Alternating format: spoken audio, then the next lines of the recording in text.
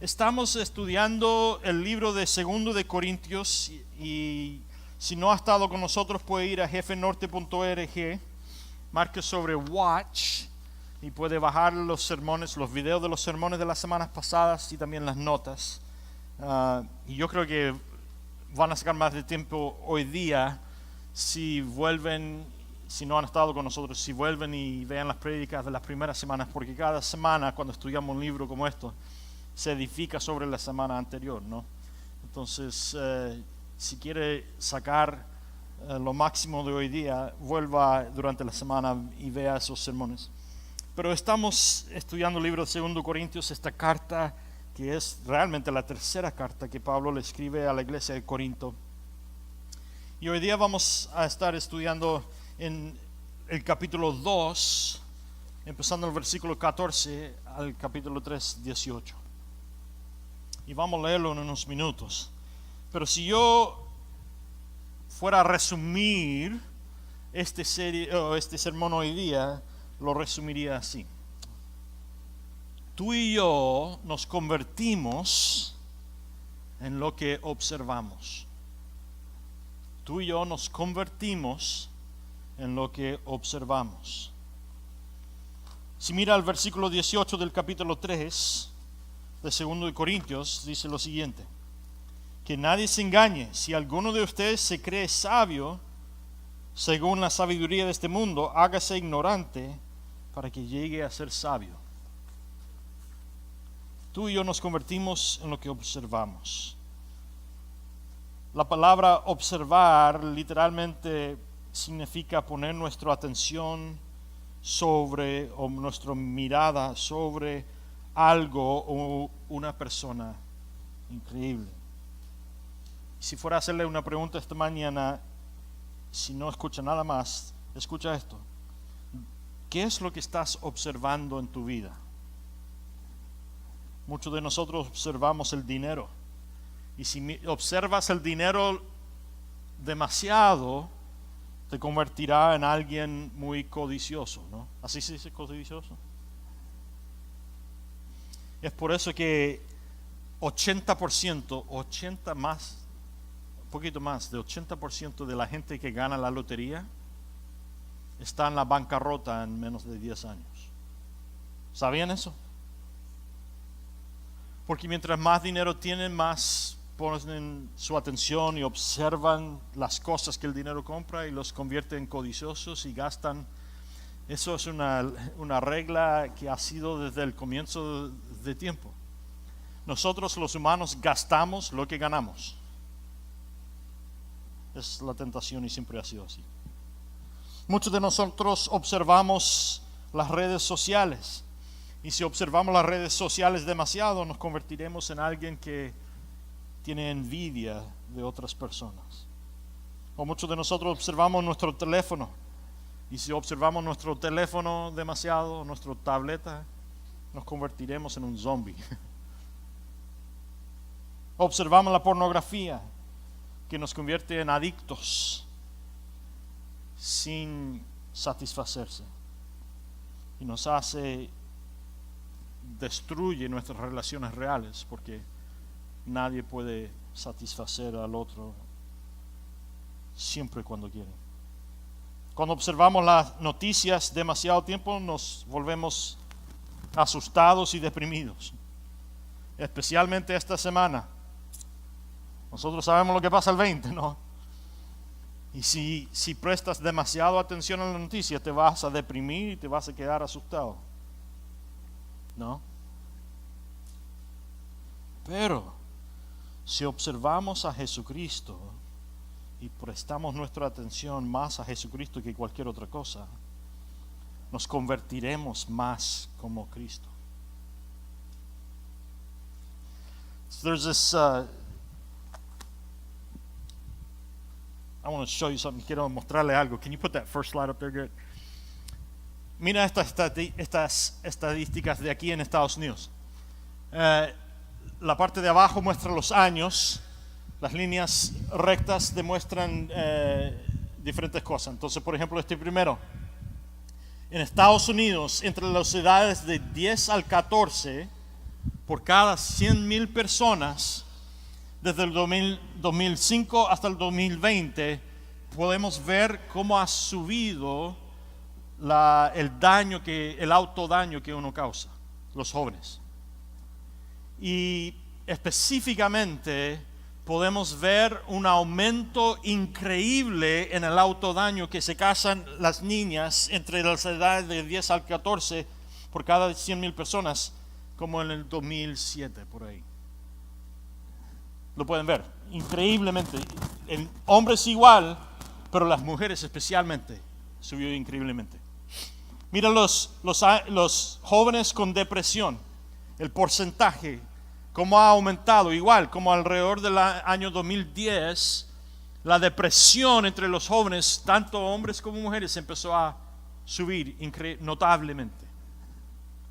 Entre hombres y mujeres que no han tenido relaciones sexuales en el año pasado, entre las edades de 18 al 37, sube y baja, pero al mismo, como en el año 2007, podemos ver una elevación radical. Mira los números de muertes por disparos. En el año han estado subiendo, pero en el año 2007 empezaron a subir radicalmente. Mira la cantidad de sobrepeso, obesidad. Entre los años 2 al 19, también como el año 2007, como el año 2006, podemos ver que bajó radicalmente. Y yo no sé si estuvieron en el país en el 2006, pero hubo una concentración por parte de la esposa del presidente de prestar más atención a la salud, y vimos la obesidad bajar significantemente, pero en el 2007 empezó a subir radicalmente otra vez y ha estado subiendo como todas estas estadísticas desde el 2007. Y las muertes por sobredosis de droga. Todas estas estadísticas, como en el año 2007, vemos una subida radical. ¿Y saben por qué? ¿Saben lo que pasó en el año 2007? La inventación del iPhone. Y desde ese momento, todas estas cosas han subido radicalmente. Desde que gente tiene acceso al internet en su bolsillo, todas estas cosas han subido radicalmente, significantemente. Es más, es tan significante la subida que los científicos están prestándole mucha atención. Go ahead and go to the next slide. Mira, todos estos círculos representan un mes de vida que le queda a alguien entre los que tiene 18 años. Entonces, si tú estás aquí y tienes 18 años, cada círculo representa un mes que te queda en la vida, asumiendo que vas a vivir hasta los 90 años, que en este país es un poco elevado ese número. Pero asumiendo que vives hasta los 90 años, y esto es hombres y mujeres igual, si eres 18 años, esos son todos los meses que te quedan en vida. Cada fila representa 36 meses de vida, o 3 años de vida. ¿Ok? Go ahead and go to the next slide. Mira, en el resto de tu vida, si tienes 18 años, vas a dormir por 288 meses. Eso es lo morado. Y vas a trabajar o ir a la escuela por 126 meses. Eso es lo que te queda en la vida. Eso es lo que vas a hacer con tu tiempo. Increíble, ¿no? Casi la mitad de tu vida que te queda vas a estar durmiendo o yendo a la escuela o trabajando. Go ahead, next slide. Vas a pasar 18 meses manejando. Ok, next slide. Vas a pasar 36 meses comiendo o cocinando en el resto de tu vida. Ok, next slide. 36 meses haciendo tareas en la casa, limpiando, ese tipo de cosas. 27 meses usando el baño. Ya, mucho confort. O papel higiénico, depende de qué país vienes. Ok, next slide. Lo que te queda son 334 meses de vida. Tiempo libre. ¿Y saben lo que vas a pasar tu tiempo?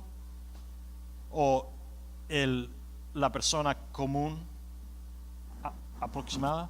Next slide. Vas a pasar 312 meses viendo una pantalla. Casi una tercera parte de la vida que te queda vas a estar viendo una pantalla, o una computadora, una televisión, televisión o tu teléfono. Wow. Parece que Dios sabe lo que estaba diciendo cuando dice que lo que nosotros observamos es en lo que nos convertimos. Con razón entonces tanta gente está sufriendo con obesidad, con depresión, con cosas de autoestima, daño, si están pasando una tercera parte de su vida viendo una pantalla. Porque nosotros sabemos que 90% de lo que vemos en la pantalla no es realidad. Incluso en las noticias. Tanto los conservativos como los liberales, los republicanos como los demócratas, todos mienten o cambian la realidad un poquito para tratar de influenciar como nosotros lo que creemos y cómo actuamos. Y Pablo, hablando a los romanos y a los cristianos en el primer siglo, inspirado por el Espíritu Santo, les dice en lo que vamos a leer hoy día que nosotros nos convertimos en lo que observamos o prestamos nuestra atención.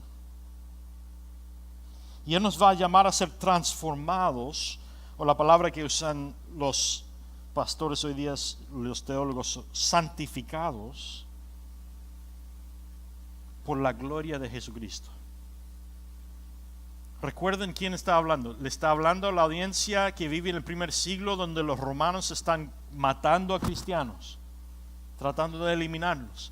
Y Pablo les dice, ponga tu atención, presta toda tu atención y tu mirada a la gloria de Cristo, no a lo que está pasando alrededor de ti.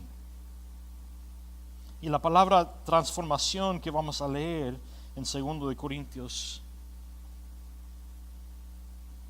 literalmente en el griego es el metamorfo, que significa transformación o de cambiar desde el interior para afuera, tal como usted y yo hemos estudiado en la biología cuando éramos niños en la escuela, tal como se transforma un murciélago a,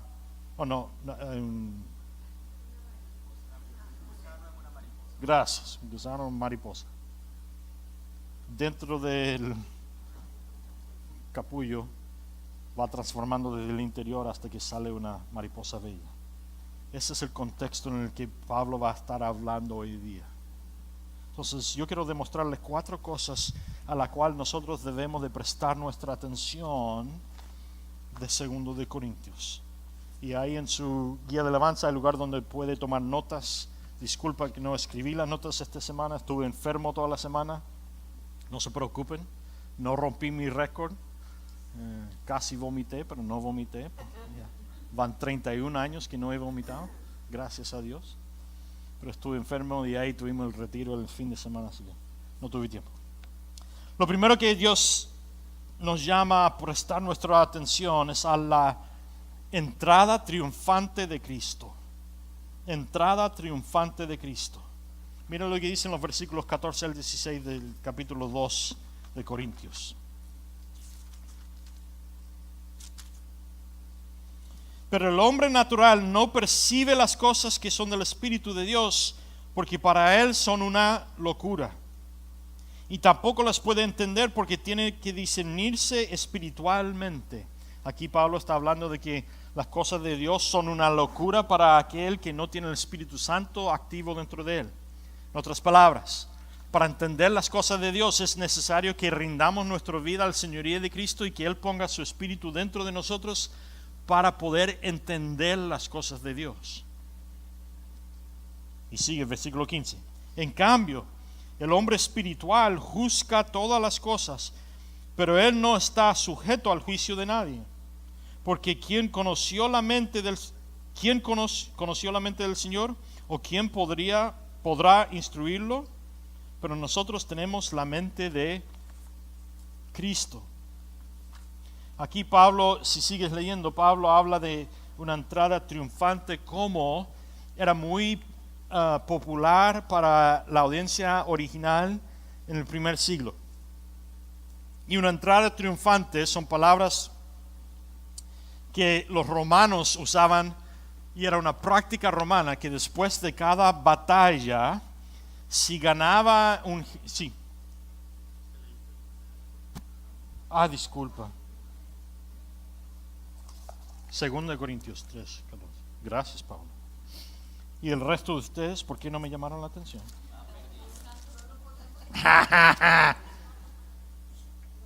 Pero gracias a Dios que en Cristo Jesús siempre nos hace salir triunfantes y que por medio de nosotros manifiesta en todas partes el aroma de su conocimiento. Ciertamente para Dios somos el fragante aroma de Cristo, tanto en que los que se salvan como en los que se pierden. Para esto somos olor de muerte, que lleva la muerte, y para aquellos somos olor de vida, que lleva la vida. ¿Quién está calificado para una tarea tan importante? Nosotros. Aquí Pablo, gracias Pablo, eso cambia todo. Pablo está hablando de una entrada triunfante y ellos entendían lo que estaba diciendo él, nosotros no tanto. Cada vez que los romanos luchaban una batalla, si ganaban el batalla de manera exitosa, el general de la armada romana era celebrado en Roma. Entonces, si ellos iban en una campaña de guerra, al fin de la campaña, si habían ganado todas las batallas, volvían a Roma y el general entraba a Roma y César, el emperador, hacía una gran entrada para el general. Y el general entraba en caballo en la ciudad de Roma y todo Roma estaba ahí para celebrarlo y gritar y celebrar. Y enfrente de los generales entraban con incienso que dejaba un olor, y entraba el general montado en su caballo, venían sus hijos detrás de él, aun si ellos no luchaban en la batalla, venían los hijos detrás del general, y detrás de los hijos y de toda la armada del general, detrás de ellos traían los esclavos que estaban trayendo de vuelta de todos los lugares que habían conquistado. Entonces ese olor para la audiencia que estaba celebrando la gran victoria de Roma, ese olor era algo que les encantaba. Porque cuando olían el olor del incienso de la entrada triunfante, para ellos representaba una victoria, una conquista, territorio para Roma. Para los esclavos que caminaban detrás de la armada del general, ese olor era un asco, porque significaba que ahora ellos eran esclavos de Roma y que la vida de ellos ahora iba a ser una vida muy dura. El mismo olor, pero para uno era un olor exitoso y bello y para el otro era el olor horrible. Y aquí Pablo nos dice que nosotros debemos de prestar nuestra atención a la entrada triunfante de Cristo, ¿no? Tal como cuando los Astros ganaron el World Series, quizá alguno de ustedes, Pablo trabaja ahí en el centro de Houston, vio la entrada de los Astros cuando vienen y todos están celebrando. Así era la cosa en Roma. Lo que Pablo está diciendo aquí para ellos y también para nosotros es que Jesucristo es nuestro general. Él es el que manda todos los ejércitos del cielo. Y cuando Él vino a la tierra, vino y derrotó completamente a nuestros enemigos y al pecado y a la muerte y al diablo mismo. Para tener una entrada triunfante como un general romano era necesario que hubieras matado 5,000 enemigos en tu batalla.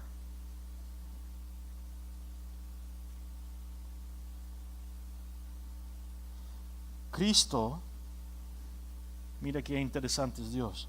Cristo, en el día de Pentecostés, cuando manda su Espíritu Santo para entrar en la vida de los apóstoles, ¿saben cuántos se salvan?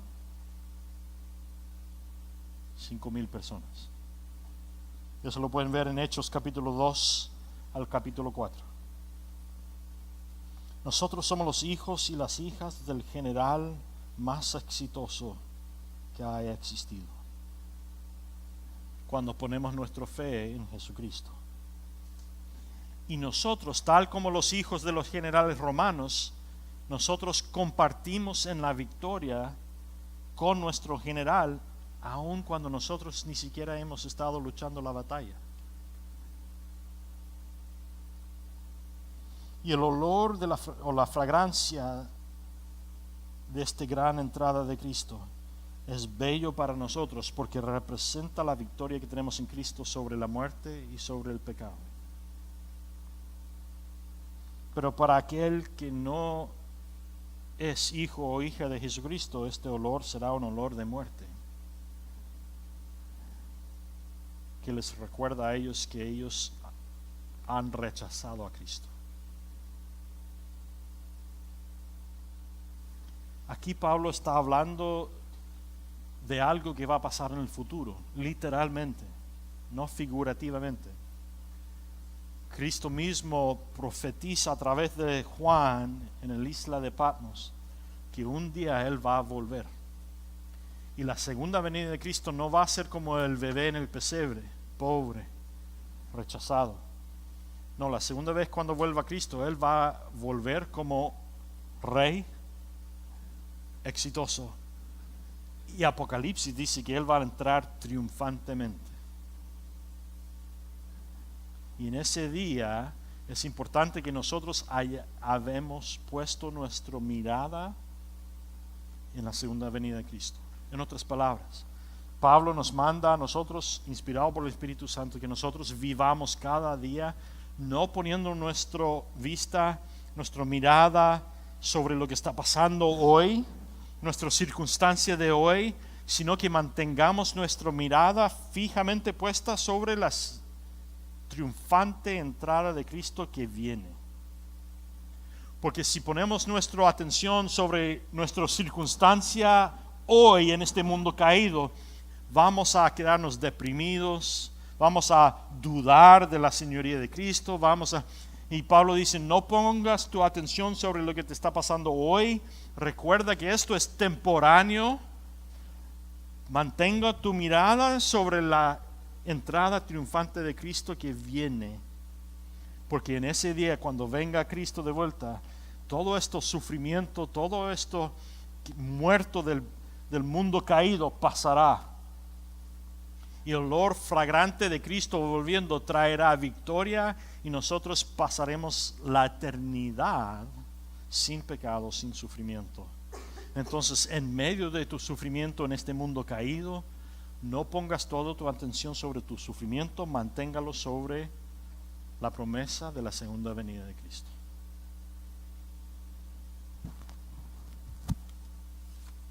Quizás hoy día te preguntarías estas 3 preguntas. ¿Soy yo un hijo o hija del comandante Jesucristo? ¿He puesto mi fe en la señoría de Cristo? ¿He sido adoptado a su familia? ¿Comparto yo en la victoria de Cristo sobre muerte y sobre el pecado? Si la respuesta a esa pregunta es no, hazlo ahora mismo. Entrega tu vida al señoría de Cristo. Y eso es fácil. Simplemente dile, Señor, yo soy pecador y yo necesito tu salvación. Pongo mi fe en ti, y en vez de mirar sobre mi circunstancia, pongo toda mi fe en tu señoría. Pregúntate también, ¿estoy caminando en la victoria que es mío a través de Cristo? ¿O estoy aún caminando en derrota? Porque algunos de nosotros hemos puesto nuestra fe en Cristo, pero seguimos caminando derrotados. Y la razón por la cual es que estamos prestando toda nuestra atención a lo que está pasando en mi vida hoy, en vez de mantener mi mirada fijamente sobre quién es Cristo, ¿no? Y lo que pasa cuando yo hago eso es que el enemigo me miente y me dice, mira, el Señor te ha abandonado, el Señor está dejando que sufras, el Señor te ha causado esto, el Señor está enojado contigo. Y todas esas mentiras me hacen dudar del señorío de Cristo. Y cuando yo dejo que el enemigo me mienta, el enemigo me dice qué tan pequeño es mi Dios y qué tan grande es mi circunstancia. Pero cuando mi mirada está fijamente puesta sobre el señorío de Cristo, cuando el enemigo me viene y me miente que Dios me ha abandonado, se ha olvidado de mí, yo le puedo declarar al enemigo, no. Mi Cristo es victorioso, ya ganó la victoria. Y si estoy pasando por esto es porque Dios lo está utilizando para mi bien y el bien de los demás. Porque el Señor Jesucristo redime toda circunstancia para aquel que está en Jesucristo. Entonces cuando mi mirada está fijamente expuesta sobre Jesucristo, yo puedo decirle a mi circunstancia qué tan pequeño y qué tan temporáneo es mi circunstancia en luz de qué tan grande y poderoso es Jesucristo.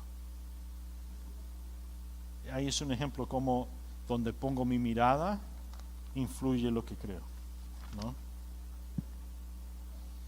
Y últimamente, en este primer punto, pregúntate, ¿cuál es el aroma que yo estoy poniendo en el mundo? Porque Pablo dice que el aroma era bello, era feo, pero que el aroma no solo lo sentían ellos, sino que literalmente el idioma que usa Pablo en el griego es que el aroma bañaba a la audiencia, hasta que ellos olían como el incienso que estaba usando. Ustedes saben cómo es eso, ¿no? Aquí en Estados Unidos, en todo lugar público, casi todo lugar público, ya no dejan fumar, ¿no? Pero yo crecí en Chile, y en Chile uno podía fumar en cualquier lado. Entonces, no importaba si yo fumaba o no, casi siempre llegaba a la casa oliendo a cigarrillo, no, especialmente si ibas nosotros en Chile lo llamamos la micro, es el autobús, ¿no? Vas en el autobús de un lugar al otro. Nunca fallaba, estaba lleno de gente el autobús y había un señor o una señora que y apenas bajas del bus, todos los que estaban en el bus huelen a cigarrillo, ¿no? Esa es la imagen que Pablo da aquí. Y la pregunta que debemos hacernos esta mañana es, ¿cómo huelo yo? ¿Huelo a vida y victoria como Cristo? ¿O huelo como esclavo derrotado? ¿Y por qué es importante saber eso? Porque donde pongo mi vista, no solo influye lo que yo creo y cómo vivo, sino que influye cómo los que están alrededor de mí viven, ¿no? Debí de haber puesto el video. Quizás ustedes han visto. Hay varios videos ahí en el web en las redes sociales. Han hecho experimentos en un autobús o un subway, ¿cómo se dice? Metro. Han hecho estudios donde está lleno de gente y sube una persona con audífonos que está viendo su teléfono, ¿no? Y empieza a reírse, ¿no? Y lo que está haciendo es riéndose para ver cómo actúa la gente alrededor de ellos. ¿Ustedes han visto videos de eso? Si no lo han visto, vayan y búscalo en el Google. Porque es naturaleza humana que si alguien está riéndose fuertemente, no es si vas a reír, sino cuándo vas a reír. Porque la risa es contagioso. Y me encantan los videos porque uno de a uno empiezan a caer la gente y ni siquiera pueden ver lo que está viendo la persona. Hay terapia de risa. Mira qué bello. Si alguien se pone a reír, y tú estás al lado de ellos, ni siquiera sabiendo por qué están riendo, si te quedas al lado de ellos por suficiente tiempo, vas a empezar a reír también. Y eso es un ejemplo de cómo el olor de Cristo es en nosotros. Pregúntate, ¿cómo huelo yo esta mañana? Si mi fe está en Cristo, pero yo estoy dando la ilusión a la gente alrededor mío que estoy deprimido y que el mundo me está arrebatando, el mundo alrededor mío va a estar deprimido y arrebatado. Pero si yo estoy alegre y estoy con el gozo del Señor, aún en circunstancias difíciles, el mundo alrededor mío va a empezar a decir, oye, ¿por qué estás alegre en medio de una circunstancia tan fea? Y tú le puedes decir, no es que estoy alegre, tengo gozo. Porque mi gozo no es impactado por mis circunstancias, mi gozo es impactado por quien soy en Jesucristo. Y ellos van a decir, yo necesito algo de eso. Aun si no creo en tu Jesucristo, puedo ver cómo ríes tú y no puedo parar de reír porque te veo a ti reír. Yo necesito lo que tú tienes, ¿no? Muy bien, voy a ir rápido ahora, pasé demasiado tiempo. Número 2, debemos de poner nuestra mirada en la palabra de Dios sinceramente. Mira lo que dice el versículo 17 del capítulo 2. Nosotros no somos como muchos que negocian con la palabra de Dios, sino que hablamos de Cristo con sinceridad, como enviados por Dios y en la presencia de Dios.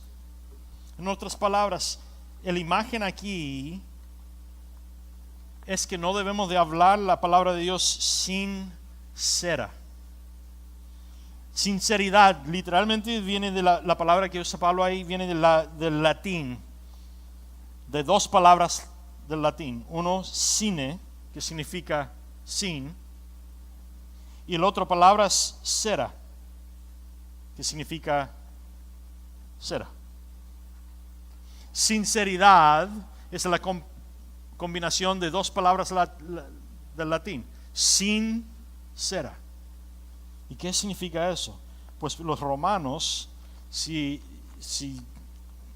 nunca has ido, si vas hoy día a Roma o vas a Italia, cualquier ciudad de la antigüedad, o vas a Turquía, Asia Menor, ¿no? Y entras en las ruinas de cualquier ciudad de la antigüedad romana, vas a ver estatuas por todo lado. Ellos tenían redes sociales, solo que en vez de tener una pantalla en su bolsillo, ¿saben cómo hacían las redes sociales ellos? Esculturas. Estaban por todos lados. Millones y millones y millones de estatuas. Y lo puedes ver aún en las ruinas hoy en día. Cualquier museo romano vas a ver estatuas por los miles. Exacto. ¿Y cómo hacían las estatuas? Los formaban con cera antes que nada para practicar, y de ahí iban y empezaban con ¿cómo se dice marble en español? Marble. Porque un pedazo de mármol, si lo destrozas, no se puede reparar. Entonces lo que hacían era practicaban la cera para ver cómo querían hacer la escultura, y ahí iban al mármol y lo hacían. Y Pablo dice que debemos nosotros hablar la palabra de Dios con sinceridad, ¿no? No como construir una estatua sin cera, sino que debemos de hablar de un conocimiento, de un lugar de conocimiento. Mira, cuando vivía en Chile venía gente de todos lados. Siempre había gente que estaban sin hogar y sin dinero, y venían y tocaban la puerta. Y en Chile todos decían lo mismo. Yo no sé, bueno, sé por qué, pero todos tocaban la puerta y tú abrías la puerta y estaban decían, Señor, ¿tienes pan duro que me dé?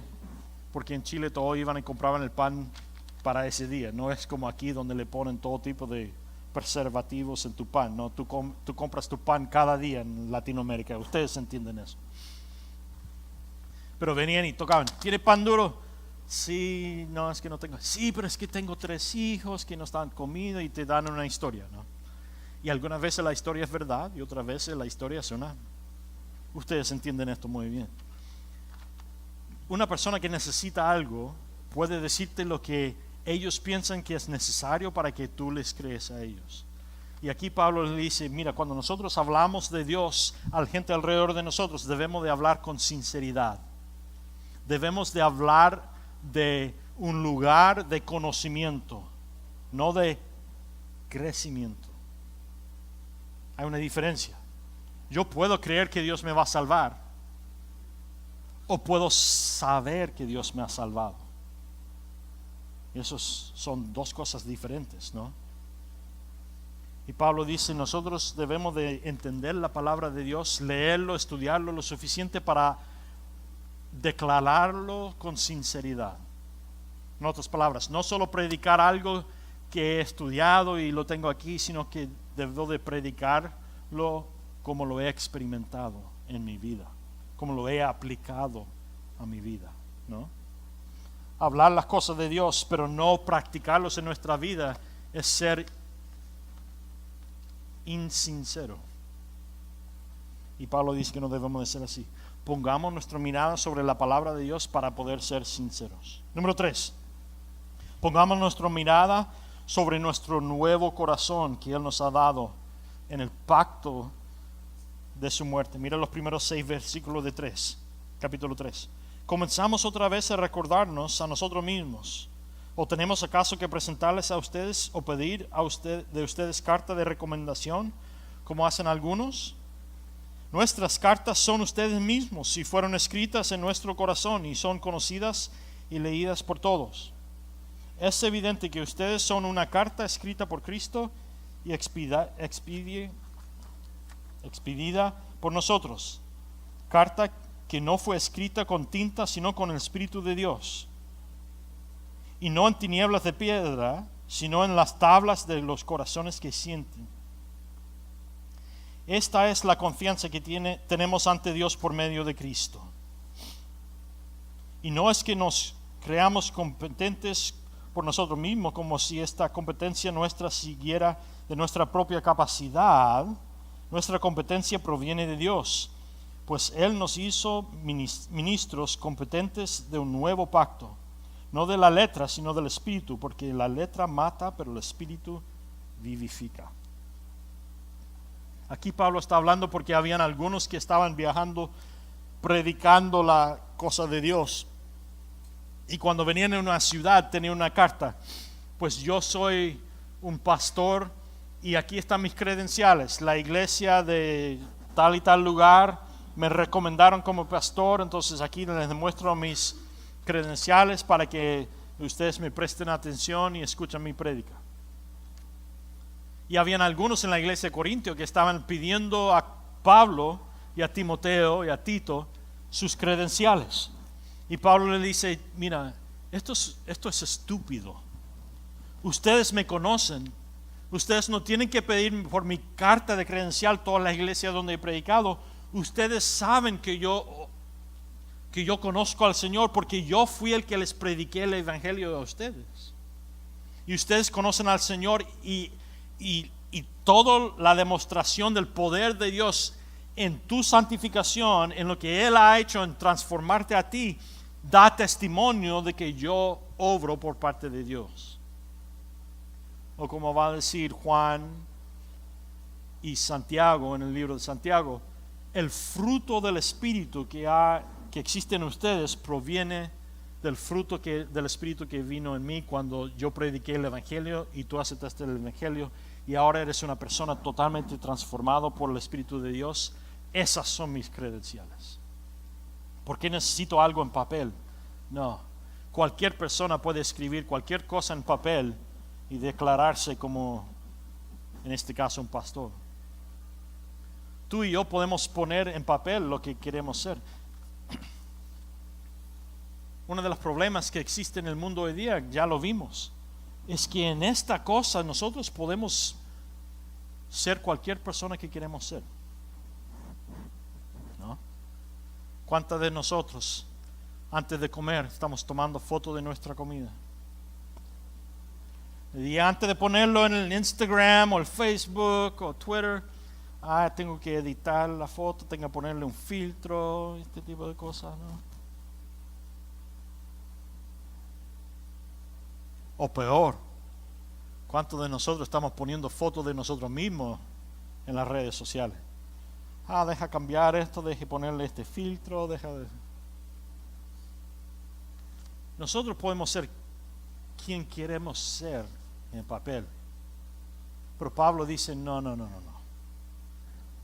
En vez de poner tu atención en todas estas cosas exteriores, mantenga tu atención puesto sobre tu nuevo corazón, que Dios ha puesto en ti a través del poder del Espíritu Santo. Tú no necesitas ser una persona exitosa en este mundo para ser utilizado por Dios. Lo único que necesitas ser es una persona rendida al señorío de Cristo. Y Dios puede hacer lo más bello y lo más glorioso a través de la persona más fea y más inexitosa en este mundo. Mira a Jesucristo. No tenía casa, no tenía dinero. Había abandonado su oficio de carpintero. Nació entre los pastores, que era el oficio más bajo de los judíos. Caminó entre los pecadores. Debatió con los teólogos que habían estudiado la Biblia toda su vida y tenían todas las estadísticas necesarias para ser líderes del pueblo judío. Y Jesucristo no tenía esa educación formal. Pero Jesucristo tenía el Espíritu Santo dentro de él. Y estaba obrando en lo que Dios quería que él hiciera. Es por eso que Jesucristo fue exitoso, ¿no? Mantenga tu vista puesta sobre lo que Dios ha hecho en ti, no en lo que está pasando fuera y alrededor. Y finalmente, número 4, mantenga tu mirada en la gloria de Dios y en la cara de Jesucristo.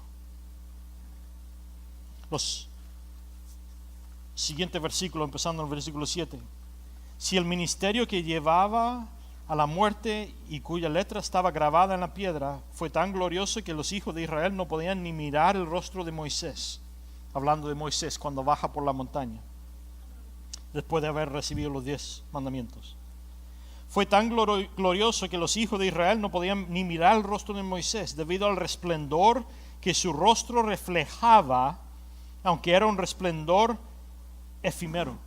En otras palabras, cuando Moisés baja de la montaña habiendo recibido los 10 mandamientos y estando en la presencia de Dios, su rostro reflejaba la gloria de Dios, de tal manera que los israelitas no querían mirarle a Moisés, no podían mirarlo. ¿No será más glorioso aún el ministerio del Espíritu? A decir verdad, si el ministerio de la condenación fue glorioso, más glorioso aún será el ministerio de la justificación. Pues incluso lo que fue glorioso en su momento ya no lo es tanto si se compara con la gloria más excelsa. Y si yo lo precedero era glorioso, mucho más glorioso será lo permanente. Por lo tanto, como nosotros tenemos tal esperanza, actuamos con plena libertad. No actuamos como Moisés, que se cubrió el rostro con un velo para que los hijos de Dios no se fijaran en él, fin de perecero. Pero la mente de ellos se endureció. Y hasta el día de hoy, cuando leo el Antiguo Pacto, llevan puesto el mismo velo, que solamente por medio de Cristo puede ser quitado. Y aún hasta el día de hoy, cuando leen a Moisés, el velo les cubre el corazón. Pero ese velo les será quitado cuando se convierten al Señor. Porque el Señor es el Espíritu, y donde está el Espíritu del Señor, allí hay libertad.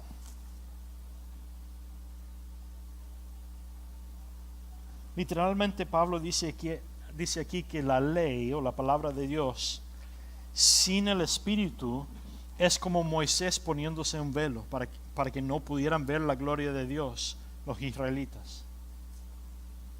Y para nosotros ver la gloria de Dios es esencial, importante, que Dios haya puesto en nuestro corazón el Espíritu de Dios, para que podamos entender las cosas de Dios y para que podamos ver la gloria de Dios. Como creyentes, nosotros debemos de mantener nuestra mirada fijamente puesta sobre la gloria de Dios en la persona de Jesucristo y lo que Él ha hecho por nosotros. Entonces, en vez de prestarle tanta atención a las circunstancias de nuestra vida, pongamos nuestra atención en la gloria de Dios. ¿Y cómo hacemos eso? Alabando a Dios, leyendo su palabra, creyendo en su espíritu que ha puesto en nosotros. Entonces hagamos esto esta mañana, en luz de las dificultades que estás experimentando en tu vida, en luz de las luchas que estás pasando en tu vida. Vamos a darles unos momentos para cambiar donde has puesto tu atención. Quita tu atención de tu lucha, de tu circunstancia, y póngalo sobre Dios. No hay mejor cosa que hacer cuando estás pasando por dificultad que alabar al Señor. Mencioné antes, cuando empecé, 31 años sin vomitar. No hay nada peor que vomitar en este mundo. Yo estoy convencido que en el infierno todos van a estar vomitando eternamente. Eso sería lo peor. 31 años sin vomitar. Han habido muchas veces en esos 31 años que probablemente debería de haber vomitado, pero no lo he hecho. Gracias a Dios. Gloria a Dios. Sin embargo, en esos momentos cuando te sientes tan enfermo, mi esposa me dice, ve y vomita para que te sientes mejor. Yo le digo, eres una loca. Ponte detrás de mí, oh Satanás, como dijo Jesucristo a Pedro, ¿no? No me vengas con esa mentira del enemigo, ¿no? Lo que sí he aprendido a hacer, todo chiste al lado, lo que sí he aprendido es que en mis momentos más dificultosos, ya sea enfermedad, sufrimiento, lucha, si yo me pongo a adorar a Dios y a orar por otros, mi enfermedad, mi lucha, mis problemas empiezan a hacerse más pequeños y más pequeños. Al alabar a Dios, me recuerdo a mí mismo, es como dice David en los Salmos, le canto a mi propio ser qué tan grande es mi Dios. Mis problemas empiezan a hacerse más pequeños y mi Dios se hace más grande en mi mente. Y cuando empiezo a orar por otros, en medio de mi problema se hace más pequeño y mi gozo por otra persona se hace más grande y más importante. ¿No? El martes, como a las 2 de la mañana, yo estuve orando por ustedes. Pero orando, rogando al Señor. Y gracias a Dios, en vez de poner toda mi atención en cómo me sentía, Dios cambió mi atención a lo que Dios quería hacer este fin de semana en los jóvenes, a las personas que yo sé que están luchando porque ya me han dicho o han escrito peticiones de oraciones. Y empecé a orar por ellos y por su circunstancia, su lucha, y en medio de eso me olvidé de que estaba enfermo y empecé a alabar a Dios y a orar por otros. Y gracias a Dios, Dios me ha sanado y ahora no estoy enfermo. Hagamos eso esta mañana. Señor, te invitamos que entres en este lugar y que seas alabado y elevado a tu trono, a lo más importante, lo más bello, lo más glorioso de nuestra vida, Señor. Señor, toma nuestra atención a cada uno de nosotros y póngalo sobre ti, Señor, para que veamos qué tan grande eres tú y qué tan pequeño es nuestro dolor, nuestra enfermedad, nuestra lucha, en luz de qué tan grande y glorioso eres tú, Señor. Señor, sea elevado a tu lugar apropiado en nuestra vida, a la prioridad apropiada en nuestra vida, Señor, y ayúdanos a prestar nuestra atención en ti y a orar por los demás. Y en hacer eso, Señor, ven y tú haga lo que quieras hacer a través de cada circunstancia en nuestra vida, trayendo bondad y tu gloria para que salgamos de esta circunstancia oliendo más como ti, y que el mundo alrededor de nosotros te vea a ti en y a través de nosotros. Todo eso se lo pedimos Jesucristo esta mañana, en estos momentos y en estos cantos que te elevamos.